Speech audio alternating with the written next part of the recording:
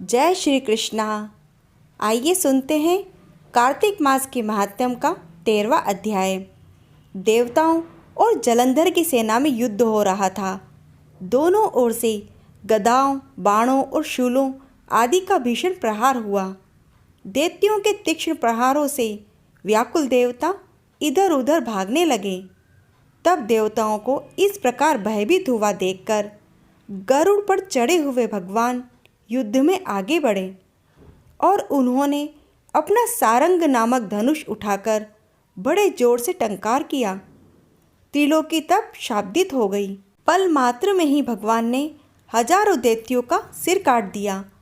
फिर तो विष्णु भगवान और जलंधर का महासंग्राम हुआ। बाणों से आकाश भर गया। लोग आश्चर्य करने लगे।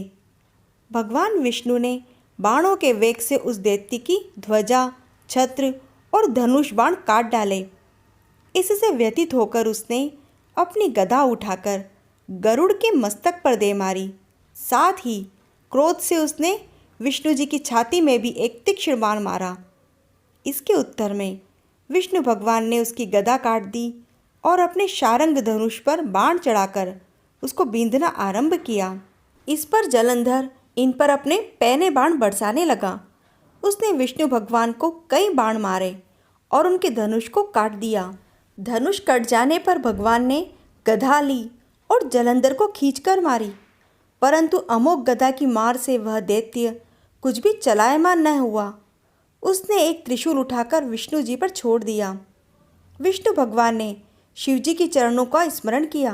नंदन नामक त्रिशूल से उसके त्रिशूल को छेद दिया। उसके उत्तर में भगवान ने उसकी छाती पर अपनी मुष्टिका का प्रहार किया। फिर दोनों घुटने टेक कर बाहुओं से बाहु युद्ध करने लगे। कितनी ही देर तक भगवान उसके साथ युद्ध करते रहे। तब सर्वश्रेष्ठ मायावी भगवान उस दैत्यराज से मेघवाणी में बोले कि रे दैत्यश्रेष्ठ, तू धन्य है जो इस महायुद्ध में इन बड़े बड़े आयुधों से भी भयभीत न हुआ। तेरे इस युद्ध से मैं प्रसन्न हूँ।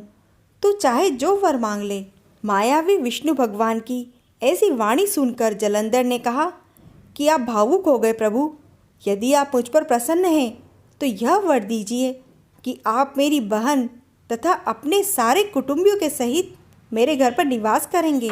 तब नारद जी बोले कि उनके ऐसे वचन सुनकर विष्णु भगवान को खेद तो हुआ, किंतु उसी क्षण देवेश ने तथास्तु कह दिया। अब विष्णु भगवान अपने सारे देवताओं के साथ जलंधरपुर में जाकर निवास करने लगे। जलंधर अपनी बहन लक्ष्मी और देवताओं के सहित विष्णु जी को वहाँ पाकर प्रसन्न हुआ। फिर तो देवताओं के पास जो भी रत्न आदि थे सबको लेकर जलंधर पृथ्वी पर आ गया। निशुंभ को पाताल में स्थापित कर दिया और देव, दानव, यक्ष, गंधर्व, सर्प, राक्षस, मनुष्य आदि सबको अपना वंशव्रती बना त्रिभुवन पर शासन करने लगा। उसमें धर्मानुसार सुपुत्रों के समान प्रजा का पालन किया। उसके धर्म राज्य में सभी सुखी थे।